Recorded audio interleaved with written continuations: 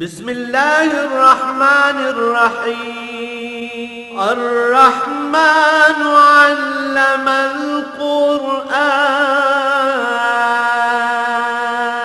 اللہ جو نہایت مہربان، اسی نے قرآن کی تعلیم فرمائی۔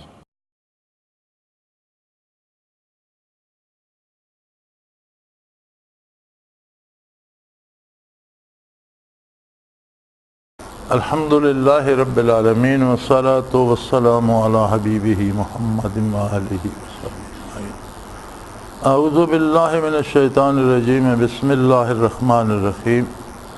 لن یضروکم الا اذى وان یقاتلوکم یولوکم الادبار ثم لا ینصرون۔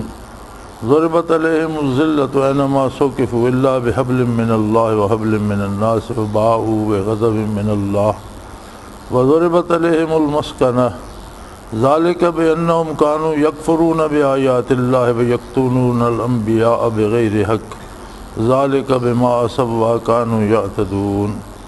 اللہم سبحانک لا علم لنا الا ما علمتنا انک انت العلیم الحکیم۔ مولا یا صلی وسلم دائما ابدا علی حبیبک من زانت بہ الشرور۔ پچھلی آیات میں بات چل رہی تھی اہل کتاب اور نصارہ اور بالخصوص یہود کے ساتھ کس طرح کے تعلقات رکھے جا سکتے ہیں اور کس طرح کے تعلقات نہیں رکھے جا سکتے، یعنی ولایت قلبی اور دلی دوستی جائز نہیں ہے۔ دنیاوی امور میں کاروبار کرنا یا دنیاوی معاملات ایک حد تک جو دین پر اثر انداز نہ ہو سکیں وہ جائز ہیں۔ دوسری بات جو قرآن حکیم نے بتائی کہ جب یہ اللہ کے منکر ہیں، اللہ کے نبیوں کے اور رسولوں کے دشمن ہیں، تو تمہارے دوست کبھی بھی نہیں ہو سکتے۔ اور بہت تھوڑے لوگ ہیں ان میں جنہیں ایمان نصیب ہوتا ہے، وہ اکثرهم الفاسقون، ان کی اکثریت بدکاروں کی ہے۔ لن یضروکم الا اذى، یہ مسلمانوں کا کچھ نہیں بگاڑ سکتے، ہاں تھوڑی بہت پریشانی پیدا کر سکتے ہیں۔ وَإِن يُقَاتِلُوكُمْ يُوَلُّوكُمُ الْأَدْبَارَ، اور اگر یہ مسلمانوں تمہارے ساتھ جنگ کریں گے تو یہ پیٹ پھیر کر بھاگ جائیں گے۔ ثُمَّ لَا يُنصَرُونَ، اور پھر کوئی ان کی مدد کو نہیں آئے گا۔ ضربت علیہم الذلہ اینما ثقفوا، اللہ کی طرف سے ان پر ذلت مسلط کر دی گئی ہے، یہ جہاں بھی ہوں گے ذلیل ہوں گے۔ الا بحبل من اللہ وحبل من الناس، کہیں ان کی اگر اقتدار بھی ہوگا یا ٹھکانہ ہوگا یا گھر ہوگا یا رہائش ہوگی تو کچھ تو جو اللہ کریم مہلت دے دیتے ہیں بدکار کو بھی گناہگار کو بھی، ایک وقت معین ہے اس تک کے لیے وہ جیتا رہتا ہے، ایک تو وہ رعایت نہیں ملے گی، دوسرا یہ ہوگا کہ کسی نہ کسی دوسرے کے بھروسے پر یہ جی رہے ہوں گے۔ حبل من الناس، لوگوں کی طرف سے کوئی ذریعہ انہیں حیات کا مل جائے گا۔ وباءوا بغضب من اللہ، یہ اللہ کے غضب کے مستحق بن چکے ہیں۔ وضربت علیہم المسکنہ، اور ان پر مسکینی مسلط کر دی گئی ہے۔ ذالک بانہم کانوا یکفرون بآیات اللہ، اور یہ نتیجہ ہے اس بات کا کہ یہ اللہ کی آیات کا انکار کرتے تھے۔ وَيَقْتُلُونَ الْأَنْبِيَاءَ بِغَيْرِ حق، اور انبیاء کو ناحق قتل کرتے تھے۔ ذالک بما عصوا وکانوا یعتدون، اور یہ نتیجہ ہے اس بات کا کہ یہ باغی تھے، اللہ کے نافرمان تھے اور حد سے گزر جانے والے تھے، بغاوت کرنے والے تھے۔ ان آیات مبارکہ نے سارا قصہ یہود کا بیان فرمایا ہے۔ آج دنیا میں یہود کا طوطی بول رہا ہے، وہ فلسطین ہو یا دنیا کا کوئی دوسرا حصہ۔ فلسطین کا تو اس لیے نام ہے کہ وہ بالکل سامنے ہے، لیکن دنیا بھر میں انہوں نے فساد مچا رکھا ہے، اور یہ کوئی ڈھکی چھپی بات نہیں ہے کہ ان کے منصوبے بڑے گہرے، بڑے لمبے اور دنیا کی تباہی کا سبب بن رہے ہیں۔ بات سوچنے کی یہ ہے کہ اللہ کریم فرماتے ہیں لن یضروکم الا اذی، مسلمانوں کے لیے یہ پریشانی یا وقتی طور پر تکلیف تو پیدا کر سکتے ہیں، ان کا بگاڑ کچھ نہیں سکتے۔ قرآن حکیم اللہ کی آخری کتاب ہے اور اپنے نزول سے لے کر قیامت تک کے لیے ساری نسل انسانی کو مخاطب کرتی ہے اور سب کے لیے اور ہمیشہ کے لیے ہے۔ قرآن حکیم میں کوئی ایسی آیت نہیں ہے کہ اس وقت کے لیے تھی، وہ وقت گزر گیا اور اب اس کا اطلاق نہیں ہوتا، ایسی بات نہیں ہے۔ قرآن کسی خاص وقت کے لیے نہیں نازل ہوا، قیامت تک کے لیے سب کے لیے ایک اصول ہے۔ لیکن ہم بظاہر جو دیکھتے ہیں وہ یہ ہے کہ دنیا بھر میں مسلمان رسوا ہیں اور یہود اور نصارہ ان پر سوار ہیں، جسے چاہتے ہیں قتل کر دیتے ہیں، جسے چاہتے ہیں قیدی بنا لیتے ہیں۔ معیشت پر ان کی چھاپ لگی ہوئی ہے۔ مسلمان تو مزدوری کرتے ہیں، اس کا ثمر وہ کھا رہے ہیں، اور ممالک کو سود میں اور قرضوں میں، سودی قرضوں میں جکڑ رکھا ہے، اور مسلمانوں کے سارے سرمایے پہ بھی قابض ہیں۔ تو قرآن کریم فرماتا ہے لن یضروکم الا اذی، تمہارا بگاڑ کچھ نہیں سکیں گے سوائے اس کے کہ کچھ پریشانی پیدا کریں۔ اب اس کا کیا سبب ہے؟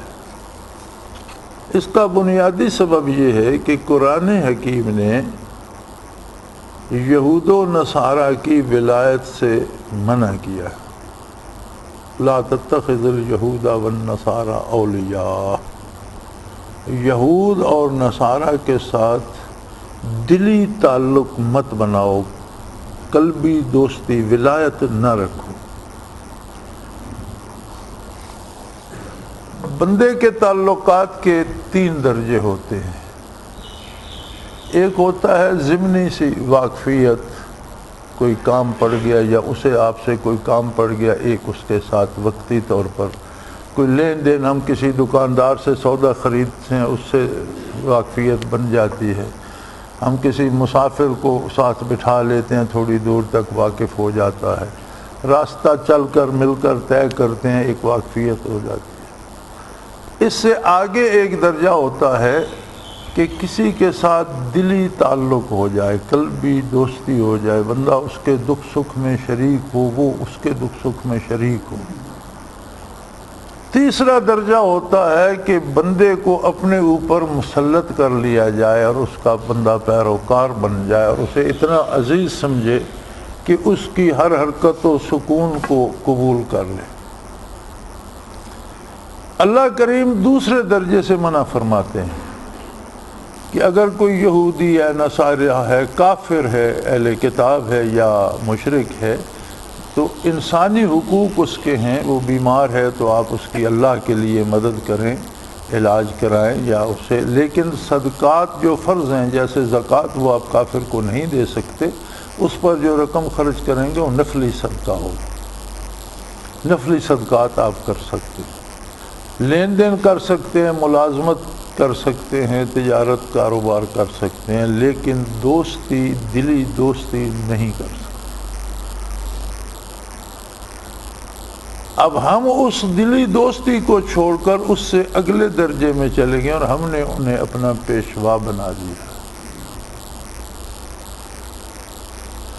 اگر ہم نے اللہ کی کتاب کو چھوڑ کر اللہ کے رسول صلی اللہ علیہ وآلہ وسلم کے احکام و فرامین کو چھوڑ کر آپ صلی اللہ علیہ وسلم کے بتائے ہوئے طریقۂ حیات کو چھوڑ کر اپنی بود و باش سے لے کر اپنے معاشی اور سیاسی نظام تک سارا ڈھانچہ ہی اگر ہم نے یہود سے ادھار لیا ہوا ہے تو پھر یہودی ہم پر مسلط ہیں، تو قصور یہودیوں کا تو نہیں ہے،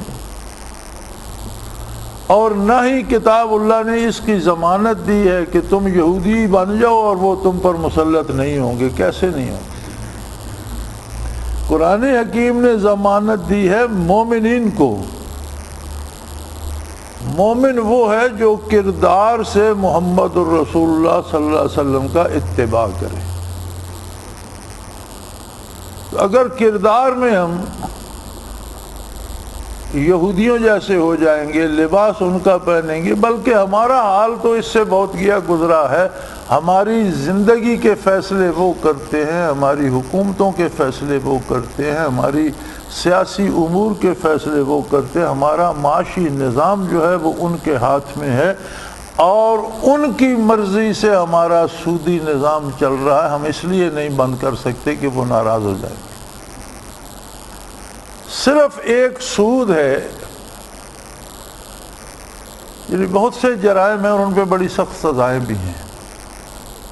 رجم کی سزا بھی ہے زنا پر کہ پتھر مار مار کر اسے ہلاک کر دیا، میرے خیال میں سخت ترین سزا ہے۔ قتل کے بدلے قتل کی سزا بھی ہے، یہ بھی بڑی سخت ترین سزا ہے۔ لیکن سود پر اللہ کریم نے فرمایا کہ جو سود سے باز نہیں آتا، فَاذَنُوا بِحَرْبٍ مِّنَ اللَّهِ وَرَسُولِهِ، اس کے ساتھ اللہ و اللہ کے رسول کا اعلان جنگ۔ تو جس کے ساتھ اعلان جنگ کیا جائے وہ دوست تو نہیں ہوتا، وہ تو دشمن ہوتا ہے۔ جنگ ہمیشہ دشمن سے کی جاتی ہے، بلکہ جو فوجی حضرات ہیں وہ جانتے ہیں کہ فوجیوں کی اصطلاح میں کوئی یہ نہیں کہتا کہ اس محاذ پر دشمن اپنا فلانی جس ملک سے لڑ رہے اس ملک کے فوجی فلاں جگہ پر ہے، نہیں، بلکہ فوجیوں کی اصطلاح وہ کہتے ہیں دشمن یہاں ہے، دشمن یہاں ہے، دشمن یہاں ہے۔ یعنی کوئی انہیں فوجی یا فلاں ملک کے سپاہی کر کے نہیں پکارتا، بلکہ اصطلاح ہی یہ ہے کہ میدان جنگ میں کہا ہی بتایا ہی یہ جاتا ہے کہ دشمن کہاں ہے اور آپ کہاں ہو، دشمن کو کس طرف سے گھیرنا ہے اور دشمن کیا سوچ رہا ہے، دشمن کیا کر رہا ہے، چونکہ جنگ ہوتی ہی دشمن سے۔ اب سود کھانے والوں سے جب اللہ و اللہ کے رسول صلی اللہ علیہ وسلم کا اعلان جنگ ہو گیا، اس کا مطلب ہے اللہ و اللہ کے رسول کے تو دشمن ٹھہرے۔ اب دشمنوں پر یہودی مسلط ہوں یا مشرک مسلط ہوں یا اس کی اللہ کو کیا پرواہ ہے؟ ایک بات۔ دوسری بات یہ ہے کہ ہم جسے جہاد جہاد کہتے رہتے ہیں، اگر حقیقتاً اس کو گہرائی کی نظر سے دیکھا جائے تو یہ جہاد ثابت نہیں ہوتا۔ ہم بڑے عرصے سے لڑ رہے ہیں فلسطینی، اور ہم کہتے ہیں فلسطین میں جہاد ہو رہا ہے، لیکن کیا فلسطینیوں اور یہودیوں میں کوئی فرق ہے؟ حلیے کا، لین دین کا، سودی نظام کا، سیاسی نظام کا، تو پھر لڑ کیوں رہے ہیں؟ نظام بھی ایک ہے، وہ بھی سود کھا رہے ہیں، وہ بھی سود کھا رہے ہیں، لڑ رہے ہیں خطۂ زمین کے لیے کہ یہ ہمارا ملک ہے اور ہمیں اس پہ ہونا چاہیے۔ تو کسی ٹکڑے زمین کو حاصل کرنے کے لیے لڑنا جہاد نہیں ہوتا۔ جہاد ہوتا ہے برائی کو مٹانے کے لیے اور برائی کو ختم کرنے کے لیے، اور اگر آپ نے بھی اس خطۂ زمین کو حاصل کر کے اس پہ وہی نظام چلانا ہے، وہی برائی کرنے، تو جہاد کہاں سے آ گیا؟ یہ تو ہم نے نام رکھا ہوا ہے نا جہاد۔ فی الحقیقت جہاد ہے کہ اللہ کے حکم کے خلاف جو ظلم ہو رہا ہے اسے مٹایا جائے، اسے روکا جائے۔ وہاں جان دینا شہادت بھی ہے، اور وہاں لڑنے والا غازی بھی ہے، اور وہ جہاد بھی ہے۔ لیکن اگر محض جیسے ہمارے ملک میں چھینا جھپٹی ہوتی ہے، سیاستدان لڑ رہے ہیں، سیاسی جماعتیں لڑ رہی ہیں، کسی جماعت کے پاس کوئی اسلام کا پروگرام ہے کہ ہم اقتدار میں آ جائیں گے تو ہر چیز اسلام کے مطابق ہو جائے گی؟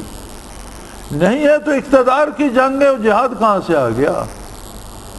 ایک آدمی نے کافرانہ نظام مسلط کر رکھا ہے، آپ اسے ہٹا کر اس کی جگہ خود آنا چاہتے ہیں، لیکن نظام تو آپ بھی وہی چلانا چاہتے ہیں، تو اسے جہاد کیسے ہوگا؟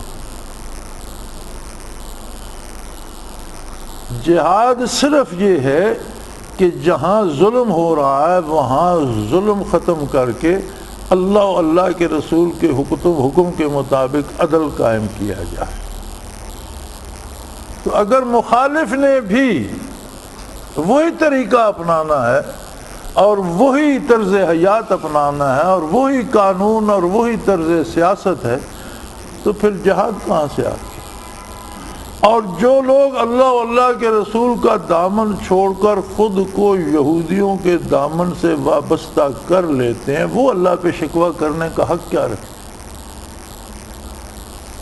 سید عطا اللہ شاہ بخاری رحمۃ اللہ تعالیٰ علیہ فرمایا کرتے تھے کہ لوگ زندگی تو فرعون کی جینا چاہتے ہیں، موت موسیٰ علیہ السلام کی چاہتے ہیں۔ تو یہ تو ممکن نہیں ہے کہ زندگی تو آپ فرعون کی جئیں اور موت موسیٰ علیہ السلام کی مریں۔ جس ڈھب پہ زندگی گزرے گی اسی طریقے پر موت بھی آئے گی۔ تو قرآن کا فرمایا ہوا حق ہے۔ قرآن تو آج بھی اعلان کر رہا ہے کہ اگر تم آج بھی محمد الرسول اللہ سے عہد وفا باندھ لو تو وہ تمہارا کچھ نہیں بگاڑ سکتے۔ پریشانی پیدا کر سکتے ہیں، تکلیف پیدا کر سکتے ہیں، لیکن تمہارا بگاڑ کچھ نہیں سکتے، تم پر غلبہ نہیں پا سکتے، تم پر اپنا نظام مسلط نہیں کر سکتے۔ وَإِن يُقَاتِلُوكُمْ يُوَلُّوكُمُ الْأَدْبَارَ، اگر وہ اے مسلمانوں اگر وہ تمہارے ساتھ لڑیں گے تو بھاگ جائیں گے میدان جنگ سے۔ ثُمَّ لَا يُنصَرُونَ، اور کوئی ان کی مدد کو بھی نہیں آئے گا۔ لیکن قرآن کے مخاطب وہ لوگ ہیں جو عملاً مسلمان ہیں اور جن کا جینا مرنا، جن کا کاروبار حیات، جن کی دوستی دشمنی، جن کی سیاست، جن کے اخلاقیات، عبادات، سب کچھ وابستہ ہے محمد الرسول اللہ صلی اللہ علیہ وسلم کی اطاعت سے۔ یہ بات یاد رکھ لیں کہ مسلمان بھی انسان ہوتا ہے، فرشتہ نہیں ہوتا۔ بلکہ ایک دفعہ بارگاہ رسالت پناہی میں صحابہ کرام رضوان اللہ علیہم اجمعین میں سے چند اصحاب نے عرض کی کہ یا رسول اللہ، پھر غلطیاں ہو جاتی ہیں، اور وہ ایسے لوگ تھے کہ وہ چھوٹی سی غلطی کو بھی بہت بڑا جرم سمجھتے، کوتاہیاں ہو جاتی ہیں، دل یہ چاہتا ہے کہ کبھی کوئی ادنا سا گناہ بھی سرزد نہ ہو۔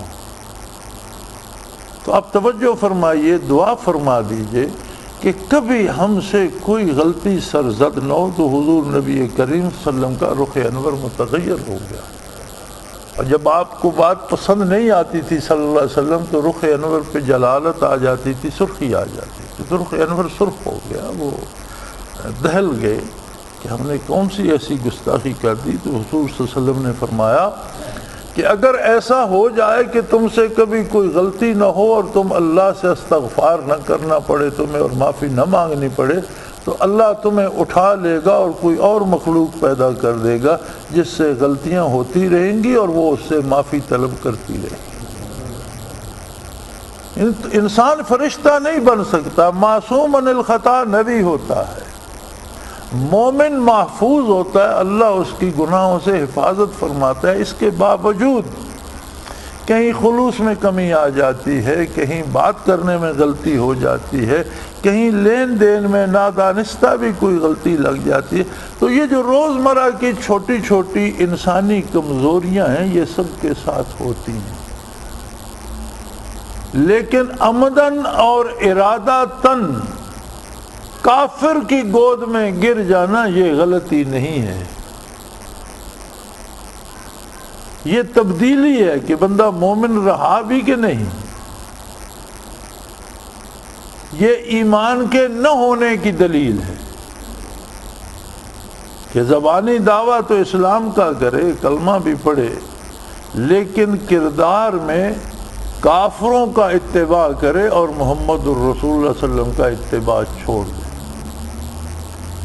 دیانتداری سے اپنے اندر یہ سوچ کر فیصلہ کریں کہ جو بندہ نبی کریم صلی اللہ علیہ وسلم کا حکم چھوڑ کر یہود و نصارہ کی بات پہ عمل کرتا ہے اس کے ساتھ کیا سلوک ہونا چاہیے۔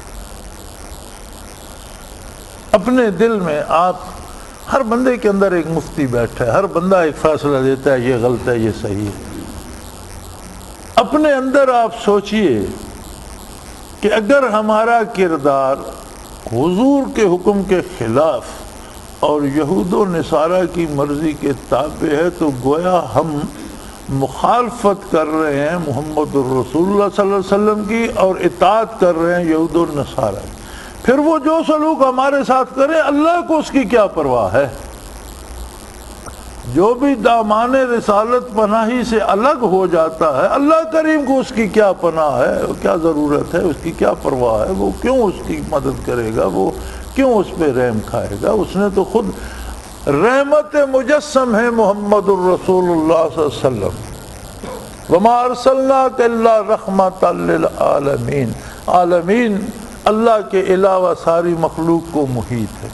گویا جتنی رحمت سارے جہانوں کو ملنی چاہیے اور ملنی ہے وہ سارے کی ساری مجسم ہو گئی محمد الرسول اللہ صلی اللہ علیہ وسلم کی صورت میں اور آپ کی ذات ستودہ صفات۔ اب جس نے دامان محمد کو چھوڑا صلی اللہ علیہ وسلم اس نے گویا رحمت الہی کو چھوڑ دیا۔ جس نے بھی دامان رسول کو چھوڑا اس نے اللہ کی رحمت کا دامن چھوڑ دیا۔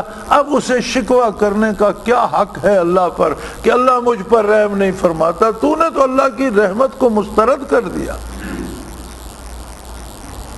تو اس حالت میں اگر ہم پر یہود و نصارہ غالب ہے، ہماری معیشت پر غالب ہے، ہمارے جینے مرنے پہ ان کی چھاپ لگی ہوئی ہے،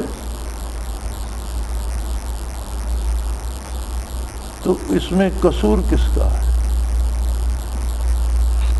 وہ ایک انگریزی پروگرام آتا ہوتا تھا ٹی وی پہ، یو آسک فار اٹ، کہ تم خود یہی چاہتے تھے۔ ہمارا بھی جو حال ہے وہ یہ ہے کہ وی آسک فار اٹ، یعنی ہم چاہتے ہی ہیں جو کچھ ہمارے ساتھ ہو رہا ہے۔ اور یہ کہنا کہ قرآن حکیم تو ضمانت دے رہا ہے کہ یہ تم سے لڑ نہیں سکیں گے، تم پر فتح نہیں پا سکیں گے، تمہارے خلاف منصوبے بنائیں گے، پریشان کریں گے، لیکن تمہارا بگاڑ کچھ نہیں سکیں گے، اور اللہ کا ان پر غضب ہے، اس میں تو کوئی شک نہیں کہ غضب الہی کا شکار ہیں اور تباہ حال قومیں ہیں۔ ایسی اقوام ہیں کہ جس میں کوئی کسی کا باپ نہیں ہے، کوئی کسی کا بیٹا نہیں ہے، کوئی کسی کی ماں نہیں ہے، کوئی کسی کی بہن نہیں ہے، ہر شخص اکیلا اکیلا جی رہا ہے۔ امریکہ میں ایک کتاب لکھی گئی تھی اور وہ جس سال لکھی گئی اس سال کی سب سے زیادہ فروخت ہونے والی کتاب تھی۔ اس نے کیا لکھا تھا اس کے نام سے ظاہر ہے، کتاب کا نام تھا دا لونلی کراؤڈ، اکیلے اکیلے انسانوں کا انبوہ۔ اس نے وہ پورا لکھا تھا کہ کس طرح ایک اتنے بڑے ملک میں رہنے والے کروڑوں لوگوں میں سے ہر فرد اکیلا اکیلا جی رہا ہے، کوئی کسی کا کچھ نہیں۔ اب غضب الہی کی اس سے بڑھ کر دنیا میں کیا صورت ہو سکتی ہے کہ اگلے روز ڈاکٹر ذاکر نائک ٹیلی ویژن پہ تقریر کر رہا تھا اور اس میں وہ بتا رہا تھا کہ جو ریشو سروے کر کے تو امریکن جو شمار کنندگان ہیں انہوں نے بتائی ہے، وہ یہ ہے کہ 13% ایسے لوگ ہیں جن میں بھائی نے بہن سے زنا کیا ہے، یا بیٹے نے ماں سے کیا ہے، یا باپ نے بیٹی سے کیا۔ 13% کا مطلب یہ ہے کہ ہر 12واں شخص یا ہر 13واں شخص، وہ 13واں نہیں، ہر 8واں شخص، 12 8 96، 13% کا مطلب یہ ہے کہ ہر 8واں شخص پورے ملک میں وہ باپ ہے جس نے بیٹی سے برائی کی ہے، یا وہ بیٹا ہے جس نے سگی ماں سے برائی کی ہے، یا وہ بھائی ہے یا وہ بہن ہے جس نے سگے بھائی سے برائی کی ہے۔ اب اس سے زیادہ غضب الہی کیا ہوگا؟ شاید یہ تو خنزیروں سے بھی غلیظ زندگی ہے۔ جہاں رشتوں کا یہ عالم ہے وہاں اور دوسرے انسانی تعلقات کی کیا صورت ہوگی؟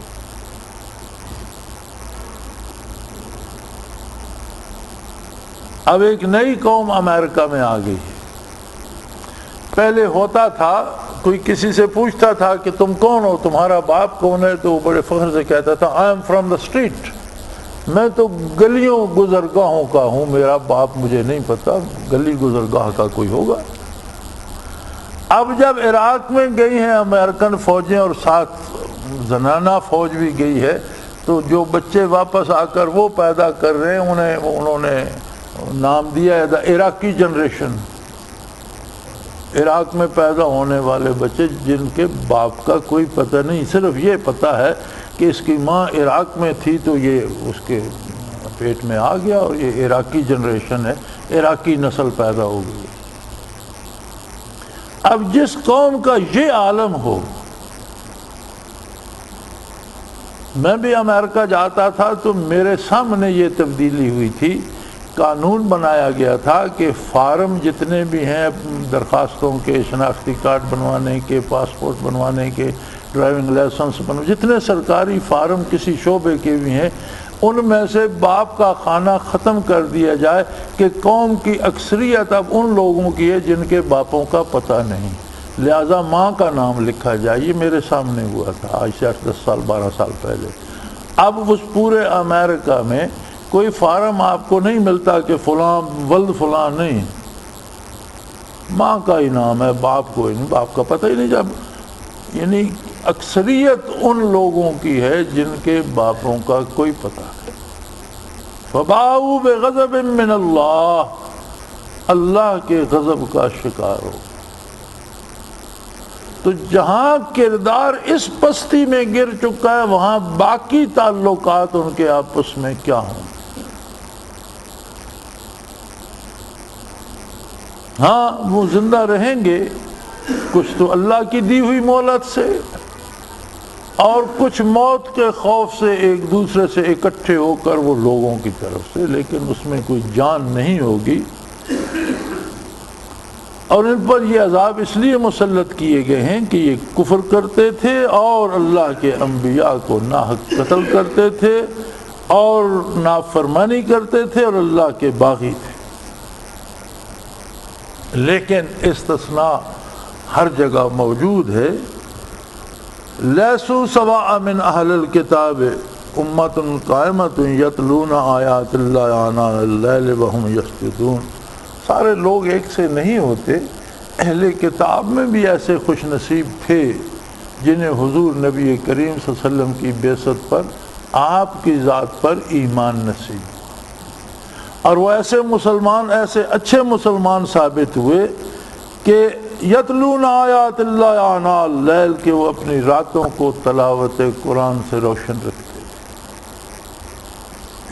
وہم یسجدون، اور سجدہ ریز رہتے تھے راتوں کو بھی دن کو بھی۔ فرض نمازیں تو فرض ہیں، فرائض کے علاوہ بھی کثرت سے سجدے کرتے تھے، نوافل ادا کرتے تھے، اللہ کی بارگاہ میں حاضر رہتے تھے۔ وَيُؤْمِنُونَ بِاللَّهِ وَالْيَوْمِ الْآخِرِ، انہیں اللہ پر ایمان تھا، آخرت پر ایمان تھا۔ یأمرون بالمعروف وینہون عن المنکر، وہ لوگ تھے وہ بھی نیکی کا حکم کرتے تھے، برائی سے روکتے تھے۔ یسارعون فی الخیرات، اور نیکی بڑھ چڑھ کر کرتے تھے، نیکی میں بہت تیزی دکھاتے تھے۔ اولئک من الصالحین، اور وہ لوگ تھے جو نیکوں میں سے تھے۔ اللہ کی ساری مخلوق ایک سی نہیں ہے، اس ساری برائی کے باوجود ایمان اللہ کے ساتھ اور آخرت کے ساتھ اور وابستگی دامان محمد الرسول اللہ کے ساتھ، اگر ان ذلیل اقوام میں بھی کچھ لوگ جو خوش نصیب تھے انہوں نے دامان رحمت تھام لیا، تو انہیں رات کی تنہائیوں میں تلاوت قرآن کی سعادت نصیب ہوگی، اور ان کی راتیں آیات اللہ سے روشن ہو گئیں، ان کی پیشانیاں سجدوں سے مزین ہو گئیں۔ وہ خود ہی نیکی نہیں کرتے تھے، دوسروں کو نیکی کا حکم بھی کرتے تھے، خود ہی برائی سے نہیں بچتے تھے، دوسروں کو بھی برائی سے بچنے کی تلقین کرتے تھے، اور فرمایا نیکی کی طرف بھاگ کر جاتے تھے۔ اولئک من الصالحین، یہ لوگ تھے جو نیک لوگوں میں شامل کیے گئے۔ وما یفعلوا من خیر فلن یکفروہ، جو نیکی کوئی بھی کرتا ہے اللہ اس کی نیکی کو ضائع نہیں فرماتا۔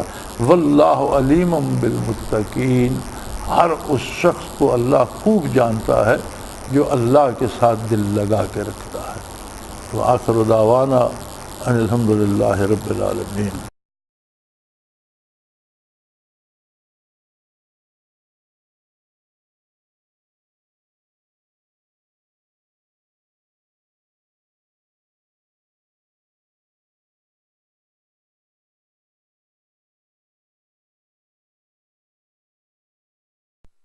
حضرت امیر محمد اکرم آوان مد ذلہ العالی دارالعرفان منارہ ضلع چکوال میں سالہ سال سے قرآن و حدیث کے اوپر خطابات کر رہے ہیں اور سلسلہ نقشبندیہ اویسیہ کے مطابق لوگوں کو ذکر الہی کی تربیت دے رہے ہیں۔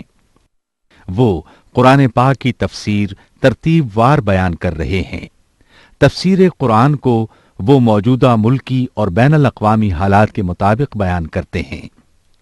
موٹر وے سے کلر کہار کے انٹرچینج سے نکلتے ہوئے کلر کہار کی جھیل سے ہوتے ہوئے میانی، بوچھال اور نور پور سے گزرتے ہوئے دارالعرفان منارہ پہنچ سکتے ہیں۔ حضرت امیر محمد اکرم آوان نے بچیوں اور بچوں کی دینی اور دنیاوی تعلیم کے لیے سقارہ اکیڈمی کے نام سے ایک درسگاہ بھی قائم کی ہے، جس کا افتتاح ملک پاکستان کے صدر جنرل محمد ضیاء الحق نے اپنے دست مبارک سے کیا تھا۔ وہ تمام احباب جو اسلام کی طلب رکھتے ہیں ان سے گزارش ہے کہ دارالعرفان منارہ ضلع چکوال میں امیر محمد اکرم آوان صاحب کے خطابات سے مستفید ہوں۔ وہ ہر جمعے کو نماز سے پہلے بیان فرماتے ہیں۔ ہر ماہ کی پہلی اتوار کو ماہانہ اجتماع ہوتا ہے جس میں آپ خصوصی خطاب فرماتے ہیں اور پاکستان کے چاروں صوبوں سے احباب اس اجتماع میں شرکت کرتے ہیں۔ اس کے علاوہ یہاں سال میں 2 مرکزی اجتماعات بھی ہوتے ہیں، ایک رمضان المبارک میں اعتکاف کا اجتماع اور دوسرا جولائی اور اگست میں 40 دن کا اجتماع ہوتا ہے جس میں روحانی تربیت کی جاتی ہے۔ اپنا خون سیماب دے کر اتنا ہم کر جائیں گے، نام آقا کا چمن میں پھر رقم کر جائیں گے۔